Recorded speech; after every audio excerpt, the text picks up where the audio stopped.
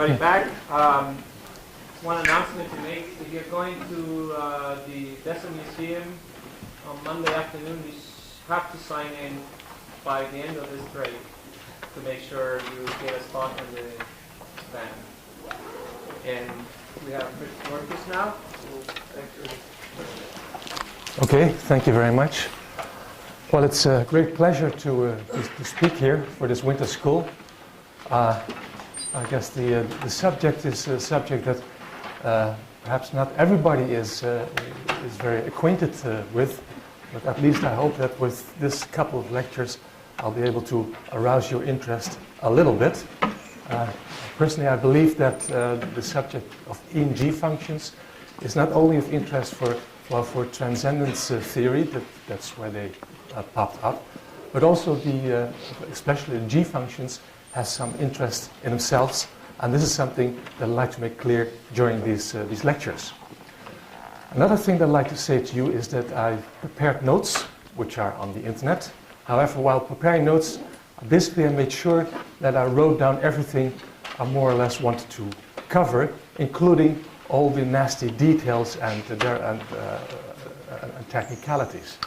While preparing the lectures here, I thought it might be a better idea to take a different approach, namely just forget about the technicalities for a large part, but at least to give an idea of what's going on. So there will be some difference between the actual lectures and the lecture notes, but what I'll do is also hand in these slides to be published on the website. So, and the lecture notes are basically, well, background reading, you might say.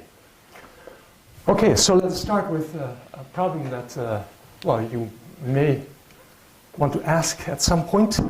Namely, suppose you have some entire analytic function given by a power series, and I suppose that the radius of convergence is positive. And I also suppose that the function which is given by this power series is not an algebraic function, which is, of course, apparently very important. The question you might ask is, take some algebraic number, non-zero preferably, and look at the value of alpha in that point alpha. Is it transcendental or not?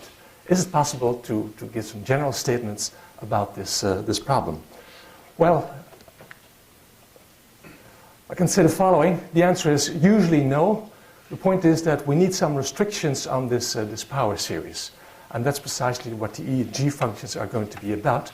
But before I switch to them, I would like to show you a very nice example of a very bizarre power series with coefficients in Q. It represents an entire analytic function, so infinite radius of convergence, and it assumes algebraic values at every possible algebraic argument. So that's certainly a bizarre function. And furthermore, f itself should be non-algebraic, otherwise it will be trivial. So for example, it cannot be a polynomial, otherwise we're done quite easily. Well, there are several constructions for such functions. There are many of them actually, and I won't go much into the details, but just to give you an idea of how you might construct them, I'll give you a hint, and then you can work it out for yourself. Namely, the idea is, for example, you enumerate the polynomials with integer coefficients. I will call them P1, P2, P3, etc. And I consider the function fz, which is given by 1 plus, and here we get some ck, which I'll... here it is. Ck, which is a rational number, increasing powers of z, and then I take the product of the first k polynomials which I have in my sequence. Now, I didn't make an explicit choice for these ck's, but the thing which you have to do with these ck's is to choose them rational and so small that you will have convergence, preferably in the entire complex plane. And there are ways of doing it, and I'll leave the details to you. And now let us plug in some algebraic number, and you will see then that if we evaluate these terms, as soon as the minimal polynomial of the algebraic number occurs, from that moment on, all the terms will be 0. So, in fact, these are all finite summations, and of course you get algebraic values. You may even perform some variation on this theme. For example, you can raise the pi's to certain increasing powers as well, and then you get a power series which, together with all its derivatives, assumes algebraic values in the algebraic points, which sounds quite impressive, of course. Well, and some people have made a sport out of it to find optimal functions which do just that. While preparing the notes, I wondered, because these coefficients there are going to be highly rational with big denominators, a question you might ask, I think the answer is no, but the question you might ask is, do there exist power series expansions with integral coefficients which have a similar property, namely that they assume algebraic values at algebraic arguments, for the algebraic arguments inside the radius of convergence, of course. I think the answer is no, but I'm not sure. There are some statements on this line for entire functions. They should have certain growth conditions if they have algebraic values at integer points. There are theorems like that, but for this case, I simply don't know. So anyone who's interested can look. Okay, well, at least I hope it became clear that we should make some assumptions on this analytic function f for it to have transcendental values at algebraic points. Okay, so here we go. I will go over to E functions, and as Michel told you this morning, there is a direct precursor to these E functions. That's Linnemann-Weierstrass theorem. It's already been quoted, but it's there, so let me quote it once more. If you take some distinct algebraic numbers, alpha 1 up to alpha n, and look at their exponentials, then they are linearly independent over q bar, over the algebraic numbers. That's the Linnemann-Weierstrass theorem. It was proved around the 1880s. As Michel told you, Linnemann saw how to do it. I think he got transcendence of pi, but in this generality he needed the help of Weierstrass, apparently. Well, this is also what Michel showed you more or less this morning as a corollary of this Linnemann-Weierstrass is, of course, that pi is transcendental. How do you show that? Well, apply Linnemann-Weierstrass with two algebraic numbers, alpha 1 and alpha 2, and you take alpha 1 equal to 0 and the other equal to pi I, and then Linnemann-Weierstrass tells you that 1 and e to the pi I are q bar linear independent, which is obviously impossible since e to the pi I is equal to minus 1. So we have a contradiction there, and therefore pi cannot be algebraic, it's a transcendental number. Okay, so this is the first skirmish. By the way, when I talk about q bar, I don't have many pure algebraists here. I assume my q bar is embedded in the complex plane in a fixed way, and I'll assume that's for always. There are a few notations that I need to give you. For any algebraic element, we call the maximum of the conjugates, maximum of the absolute values of the conjugates, we call that the size of alpha. And then there's the concept of a denominator of an algebraic number that I guess everybody is familiar with. And there's also the concept of a common denominator, which I'll denote by den, and then you get these algebraic numbers. So these are notations that I will use throughout. Okay, now we get to the definition of an E function. This was the definition that Siegel introduced in 1929. This long paper on Diophantine approximation. And here's the definition. It's not quite Siegel's definition, but I'll come to that in a moment. Anyway, what is an E function? Well, it's basically given by a power series of a specific form. Namely, it looks a little bit like an exponential power series, except that instead of the 1, you have a number ak here. And this ak, well, those are algebraic numbers. And they satisfy two conditions. First condition is that this function fz, given by that power series, satisfies a linear differential equation. So in this way, we also get a little bit analysis, although this is about number theory. So fz should satisfy a linear differential equation. That's one condition. And it's clear, as I said, you need some conditions on f to be able to make any statements at all. Second condition is that the size of these AKs and the common denominator of A0 up to AK are bounded by an exponential function in K. They're exponentially bounded. And so this is a quantitative way of expressing the fact that the AKs shouldn't be too far away from 1. And therefore we have to name e function, which comes from e to the z, of course. And they look a little bit like the exponential function, but the ak's are allowed to vary within a certain range, which is small. Well, I said that the coefficients a, k are allowed to be in the algebraic numbers. However, in practice, it turns out that always, because of the assumptions, the coefficients a, k belong to some fixed algebraic number field, so that's a finite extension of q. Reason being, like you can guess that, f should satisfy a linear differential equation. A linear differential equation has a finite number of polynomial coefficients, or rational function coefficients. They have, again, a finite number of coefficients in q bar, and they generate a number field. Well, I also said that, okay, now you have to remember this definition. There's nothing I can do about it, or check the notes if you copied them. So, anyway, I said this was not quite Siegel's original definition. Siegel had a more general definition where the exponential bound that I just gave is replaced, or, well, it was originally there, actually, by something like k factorial to the power epsilon for arbitrarily small epsilon. And also Siegel's method worked for functions which satisfy that property. However, it turns out that no example of an e function is known which does not satisfy the exponential bound. So, and probably there isn't, but I wouldn't, well.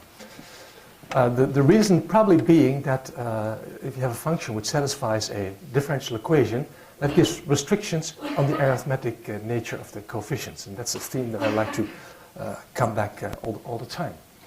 So, and also it's more convenient to have this exponential bound, so we shall stick to the definition that we gave before.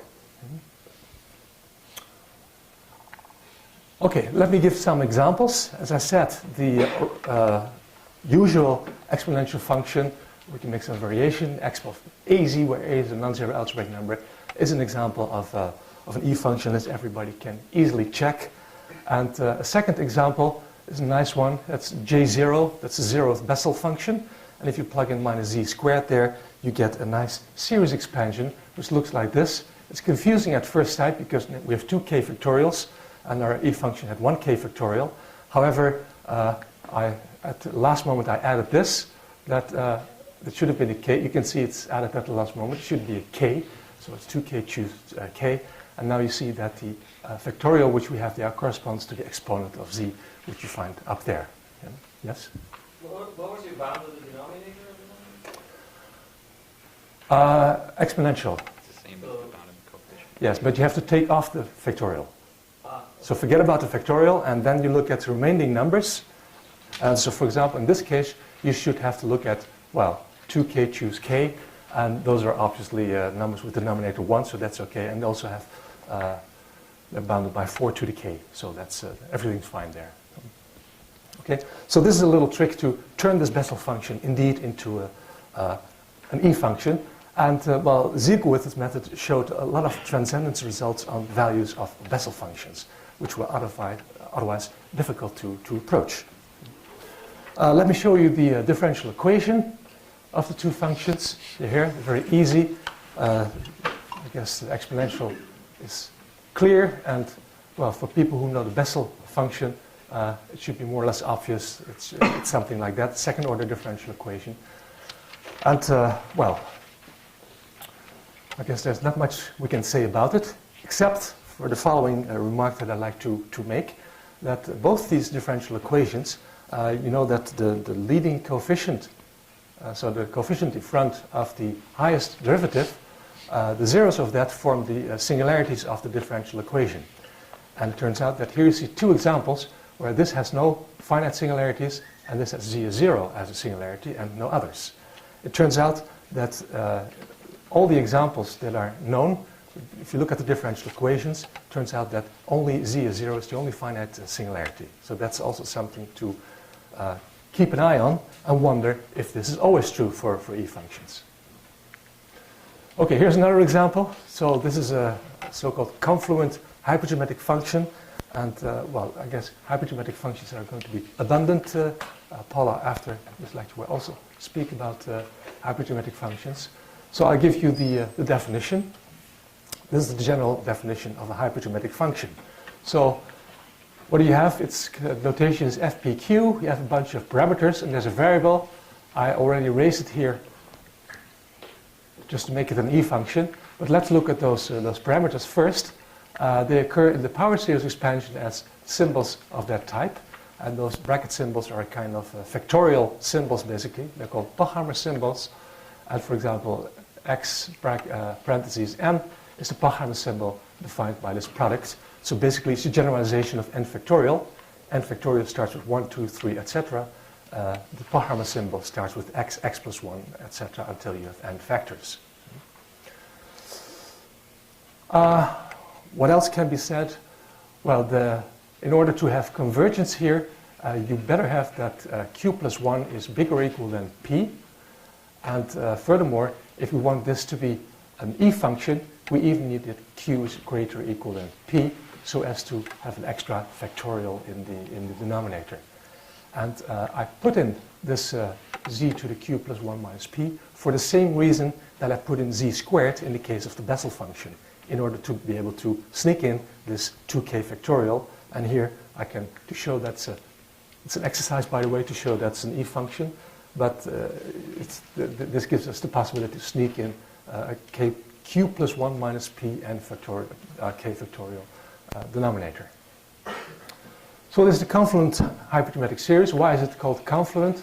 Well, basically, on top there's one Pochhammer symbol missing, morally speaking.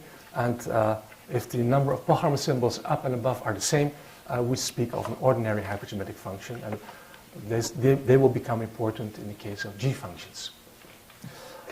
Okay. It satisfies a linear differential equation of order q plus 1. And again, the leading coefficient is a power of z. So only z is 0 as a singularity. Okay, a few remarks about E functions. First of all, the E functions form a differential ring. In other words, that statement can be split into 3, and together they give you the statement that we have a differential ring. It means that if you have an E function, the derivative is again an E function. And if I have two E functions, the sum and their product are also E functions. Well, these are basically more or less exercises. I can give you some hints, and also like to get you used to differential equations a little bit more. So I will prove that if f and g are E functions, then so is f times g. And the principle that we're going to be using is the following. That, well, I like to be purist, so I'll take L. I could have taken C for L, but sometimes we want to have the algebraic numbers there, so I'll take anything, any subfield of C. Okay, suppose you have a power series expansion with coefficients in L, and f satisfies a linear differential equation with coefficients in here, if and only if the LZ vector space spanned by f and its derivatives is finite dimensional. Well, a moment's thought shows you that this is a clear equivalence. For example, if f satisfies a linear differential equation of order 10, say, it means that the 10th derivative is expressed as a linear combination of the lower ones, and by induction you can also express the 11th, 12th, etc. And so basically you get a space spanned by the first 9 derivatives, the zeros up to the 9th derivative of f. So that's a finite dimensional vector space. Conversely, if this vector space spanned by f and its derivatives is finite dimensional, well, if you take a big number of them, there should be a relation, and such a relation is called a differential equation. So then we go to the above again. So that's not too difficult, and now we can successfully use it to show that, for example, if f and g are E functions, then so is their product. So we take two of them, and well, first of all, we just said that the coefficients are inside some number field, and first of all, we look at the differential equation. Well, to check that fg satisfies a differential equation, we look at the space spanned by fg and its derivatives. And you easily see, of course, by Leibniz, by the product rule for differentiation, that this space is contained in the space of products of derivatives of f and g. So that's might be a bigger space. And because f and g satisfy a differential equation, this is going to be finite dimensional. Hence, f times g satisfies a linear differential equation with coefficients in Oops, I hit the wrong button. So in here. Second thing we have to check, so this was the property 1 for E functions, the differential equation. Second thing we have to check is whether the coefficients are okay. So let me recall the shape of an E function. For f, looks like this. For g, it looks like that. And for fg, well, it should look like that. And then we hope that this hk will satisfy the correct properties of an E function. And there's only one way of doing it, is just simply to compute this hk and express them in f and g. Well, this is precisely what we did here. You can easily see that if you multiply those two, then these hk's are going to be equal to that. And well, we have to do two things. Check out the denominator of hk, but you can see that's given by the denominators of fr and gs. So that's fine. The denominator of hk divides the product of the common denominators of the f's and the g's. That's good. And so that's the common denominator of, well, 0 up to any k, the same way. How about the size? Well, this equality here easily gives you an estimate for the size of hk. You just use the triangle inequality, and that gives you. And since these two are exponentially bounded in k, then so is hk. So everything's fine here, and we have product is again an E function. Okay, so this being said, in order to state the actual results on E functions, I must say a few words about systems of linear differential equations. So the next few lectures, of course, differential equations are important because they're satisfied by E functions. But at the same time, we also work with systems, and we switch back and forth between them. I guess most of you have seen this once or twice, but let me go page you through this. So a system, an n-by-n system of first-order linear differential equations, it's something that looks like that. Okay? So the coefficients are, again, rational function coefficients. And so this is a system. And they are, let's see. Yes, usually I will abbreviate it with a vector notation. So the unknown solution vector of y1 up to yn are usually abbreviated by the vector notation. So this boldface y, and a system like that, this big tree, is just simply abbreviated by this vector notation. What else? There's the concept of singularities. Of course, the entries of the matrix have poles, and the common denominator of these is called tz, and the zeros of that are called the singularities of the system. So I guess it's all very familiar. What is probably also familiar is that it's possible to switch from differential equations to systems. And so just to show you this, to run you through it, I'll start with a differential equation, and then what we do is we introduce variables y1 up to yn, which are going to be components of a vector solution. Okay? And we choose for y1 up to yn simply the consecutive derivatives of the unknown function y, in this way. Now we can make a few observations. First observation is that if we take the derivative of y1, we get y2. If we take the derivative of y2, we get y3, etc. I guess, well, it's most trivial. And if we take the derivative of ym, then we get the nth derivative of y. And if we use the differential equation like that, then we see that the derivative of yn is expressed in this way. And if we gather this all together, we see that we get a system which has this shape and which is derived from the differential equation. Okay, so this is going from equations to systems. You probably know that's also possible to go back. And I'm going back. Okay, so usually if you have a system and you like to turn this into a differential equation, then what often happens is that, well, what you can do is just take this one component of the vector solution and determine a differential equation for that. And usually that will give you an nth order differential equation. Sometimes it doesn't. So there's a little subtlety there. And therefore, I'm going to do a little bit more difficult. Namely, I'm going to say something about equivalence of systems of differential equations. So if you start with a system, then I can replace y by s times y in a system where s is some invertible matrix with rational function entries. It's a substitution which you can perform.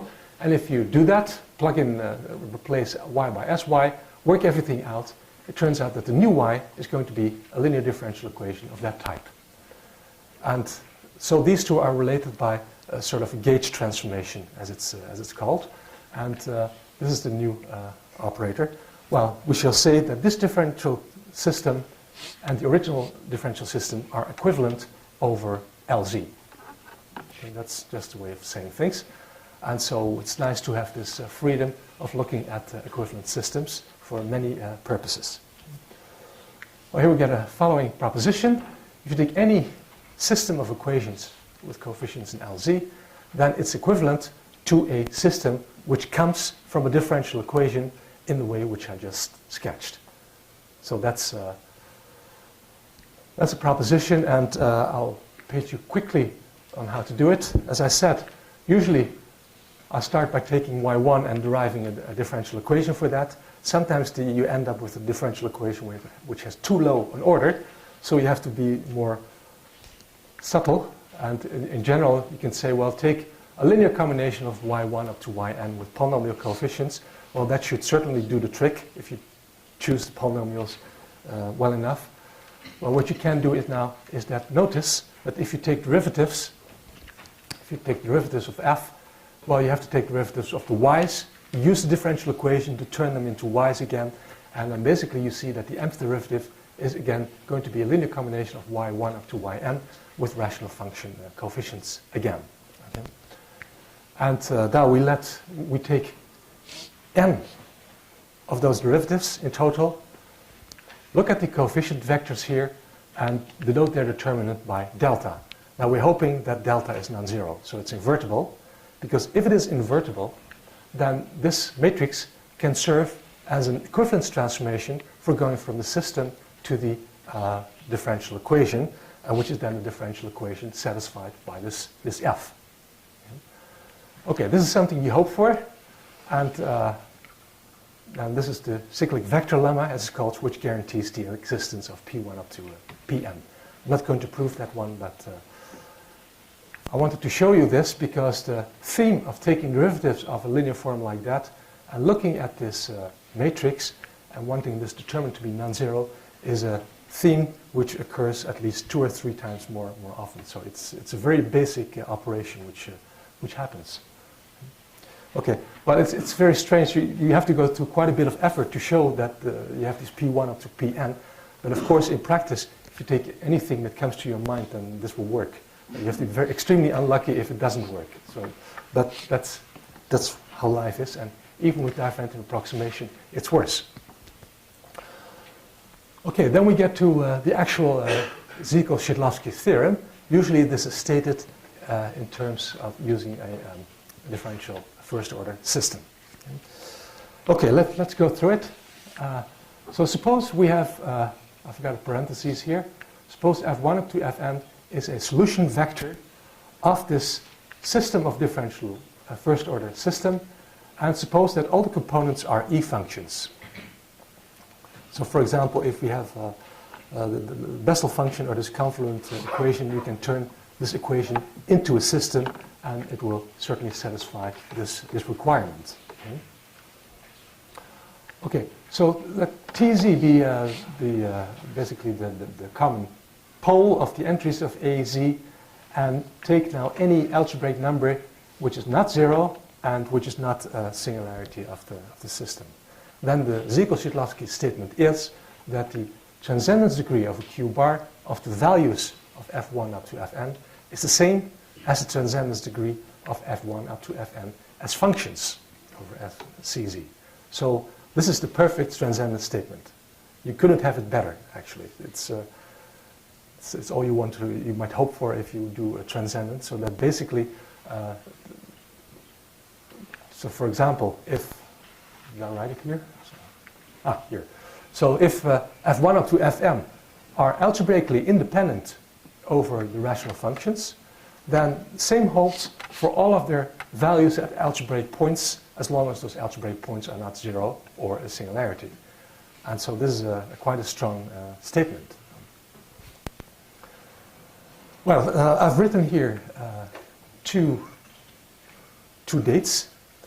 1929, Siegel, in his famous paper, started the concept of an E-function and basically worked out the transcendence method. However, it turned out that for certain reasons, which I'll explain in a moment, Siegel was unable to get the full statement like this. This was because of technicalities he had to deal with in the system of differential equations.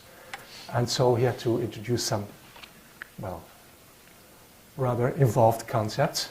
Until 1956 or thereabouts, Szydlowski from Moscow figured out a way to circumvent all these problems that Siegel had with functions and systems, and just in one stroke it was possible to produce a transcendent statement of this generality.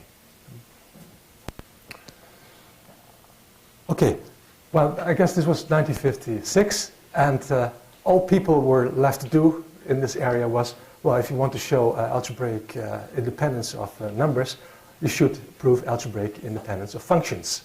And this is precisely what particularly a large Moscow school had been doing from the 1960s onward.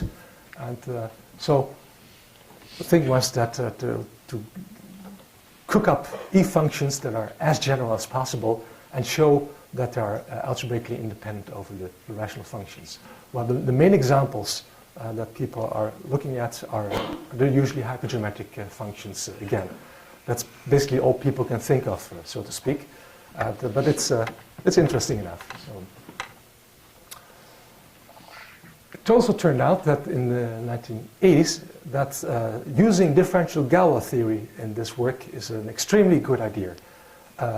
So the methods here that were applied were rather ad hoc. It consisted of, you just have a certain family of hypergeometric functions and you do your things and you get a result. But invoking differential Galois theory brought a lot of structure in all the arguments that were given by the previous authors. And well, I'm not sure if you heard about differential Galois theory. So basically, it's Galois theory for differential equations. Just as you have Galois theory for polynomials, finite extensions, those are finite groups.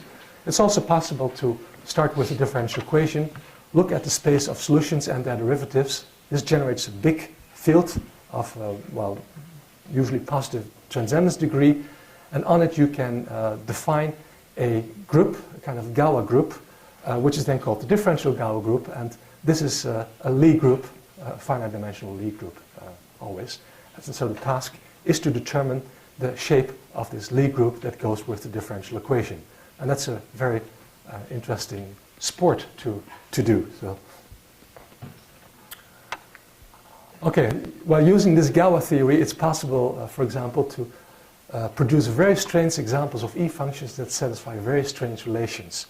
So I did one here, but there are even stranger examples. So Nick Katz, for example, found I think a 8th order hypergeometric function whose Galois group was the exceptional Lie group G2. And if you look at the corresponding relations that it produces, it's really quite remarkable. It's not something that you would expect of these very simple-minded hypergeometric functions. The example that I'd like to display here is this one. Well, it's power series given in this way. And I'm not going to say how it's done. Then it turns out that, well, for the same reason as before, if we replace z by z to the 4, this will be an E-function. And it satisfies a linear differential equation of order 5, and careful consideration shows that the differential Galois group is the orthogonal group in dimension 5, SL5. Now the interesting thing is that the orthogonal group has invariance, namely the sum of the squares, right? And this invariant of the Galois group produces sort of a relation between this function and its derivatives. And so here's the formal description. So you get a quadratic relation. You can expect that on theoretical basis between f and its first 4 derivatives. Let me display this relation. Here it is.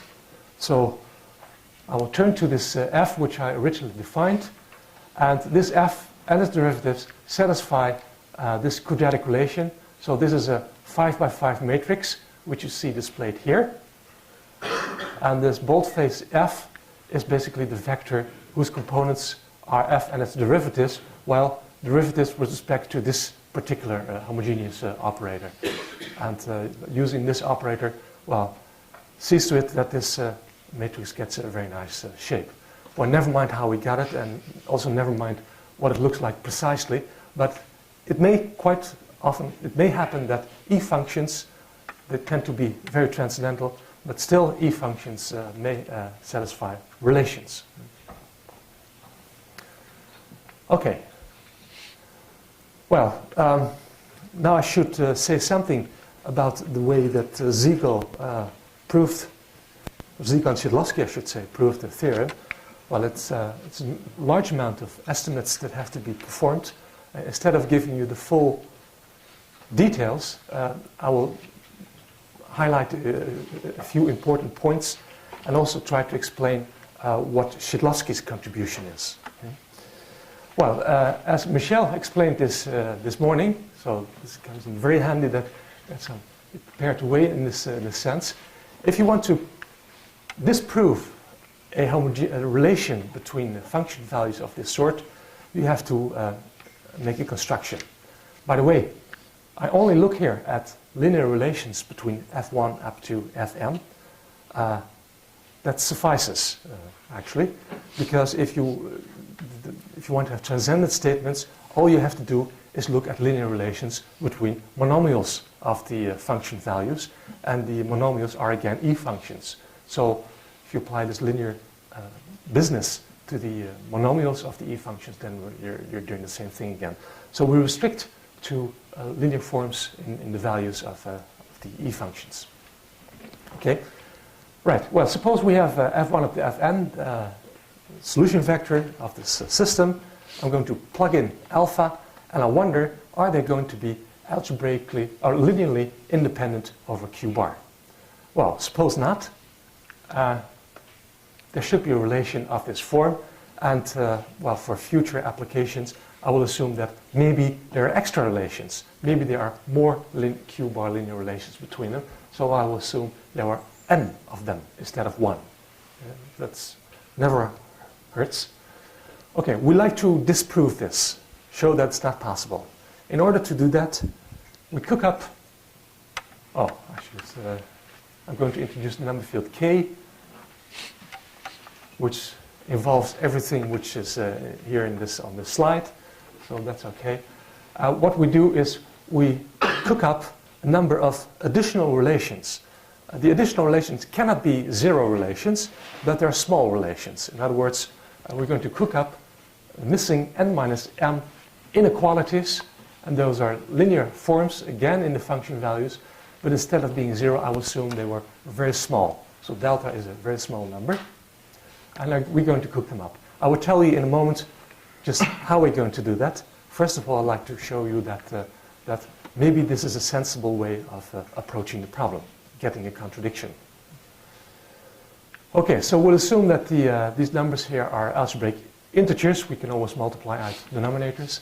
By the way, I will assume the same here. And the idea of producing these extra, almost relations, is that they will form an n by n system whose determinant is non-zero. So we like these linear forms to be independent. That's the goal, right? And suppose that they're independent, well, then we get the following statement, that there is a constant which depends only on these betas and the f's, and not on the choice of these forms, constant beta, such that this inequality holds, where this big B is the maximum of the sizes of the coefficients big Bij. So, okay, so it's getting more, as you see, we're diving into the proof in a certain sense. Well, what about it? Well, this is an inequality which follows if we have a situation like this. Well, never mind the sizes. I said delta we like to be very small. And the construction now proceeds in such a way that we're going to construct small linear forms such that delta is so small that it's going to contradict this inequality. That's the goal of our constructions. It's a very unfortunate thing that this d is here, because this tends to jack up the number here, so we have to make delta super small to get a contradiction. So that's a bit of a drawback, but there are ways around it. In other words, if you have a linear form like that, you can always multiply it with monomials of the function values and get many relations in the monomials, and then go over to the monomials, and then you can exploit this thing. But never mind that. Well, I think Michel didn't use constructions of this type.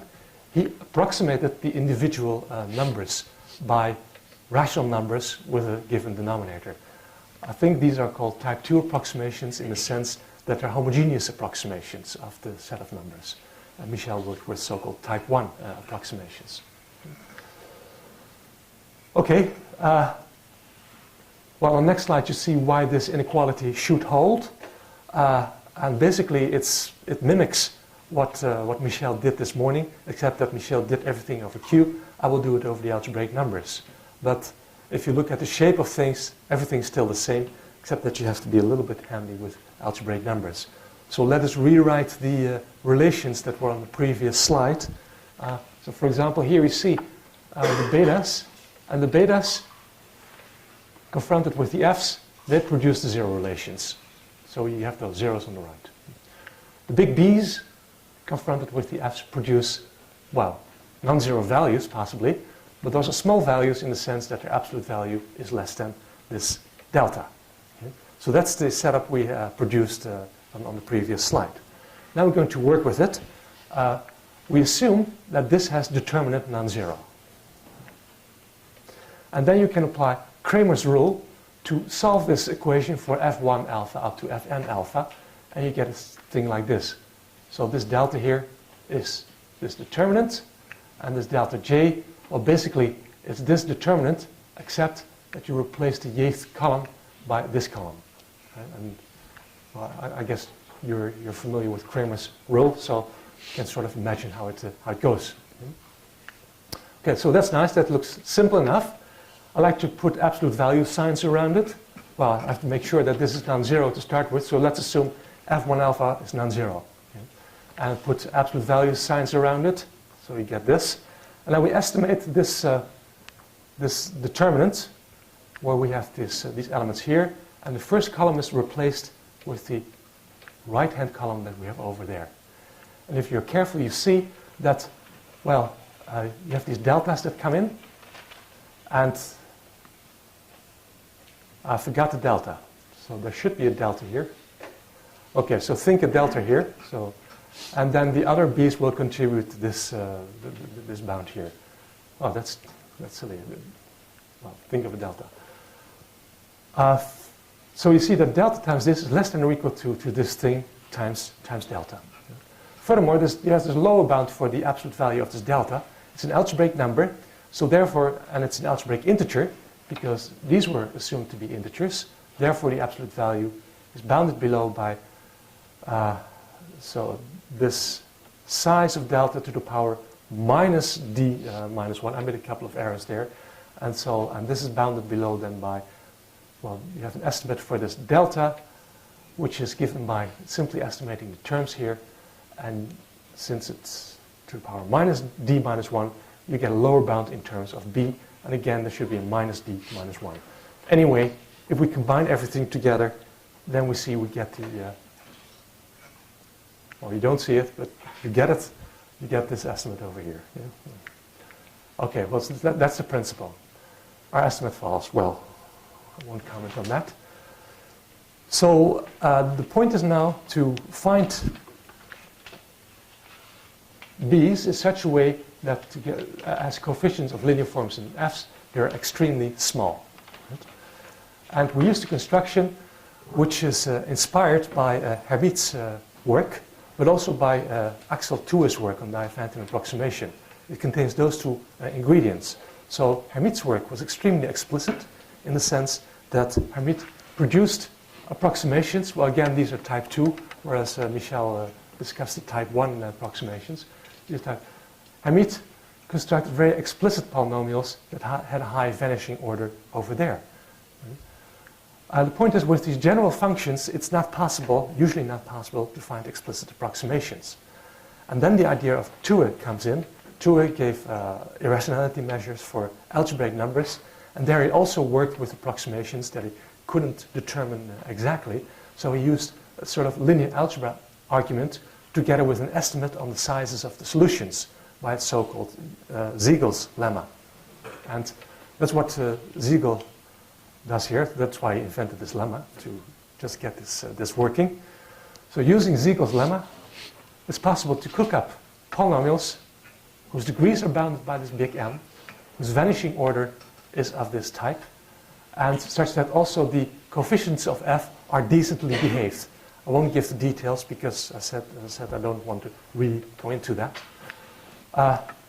Well, as Michel remarked this morning, this is a matter of linear algebra. You can consider the coefficients, the p's, as unknowns. You can count the number of unknowns, that's big N times small n, and the number of conditions is simply the vanishing order. And you see, I've made sure that the vanishing order is less than the number of coefficients. And even allowed myself some space of size epsilon times big M.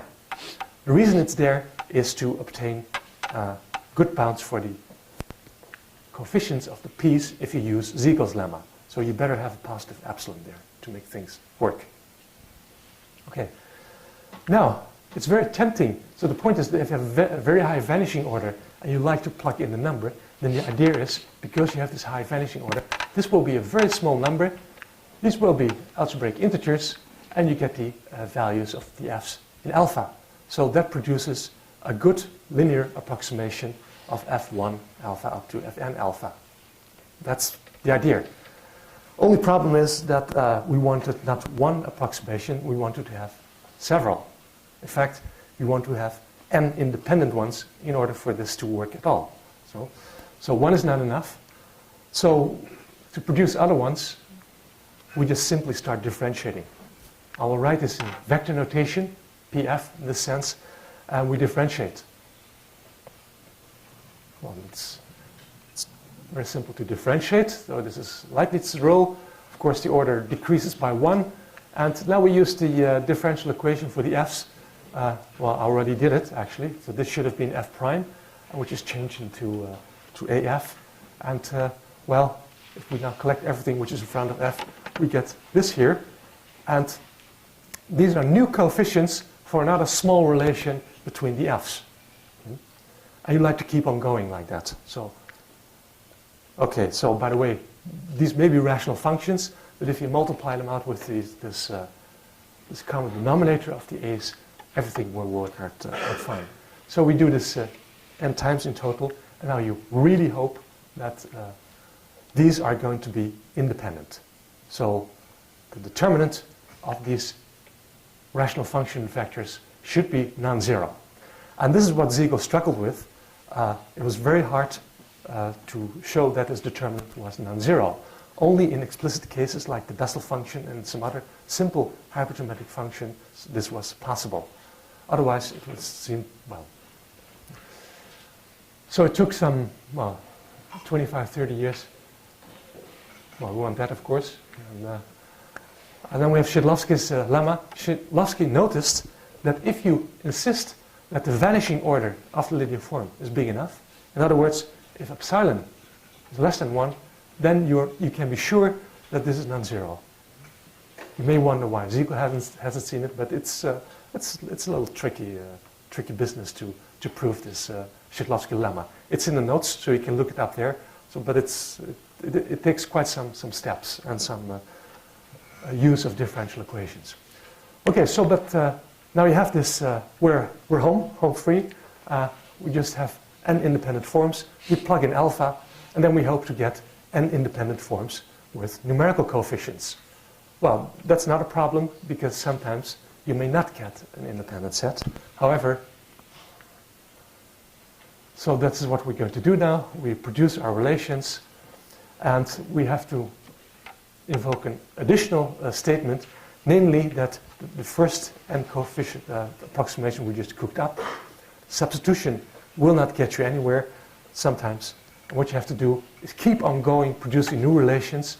And if you have enough of them, namely n epsilon plus some fixed number gamma, then you can be sure that the rank of these vectors is going to be maximal, and you can pick your independent approximations from that. Okay, and then, well, I gave you the hints, basically, so you can work out the rest, more or less.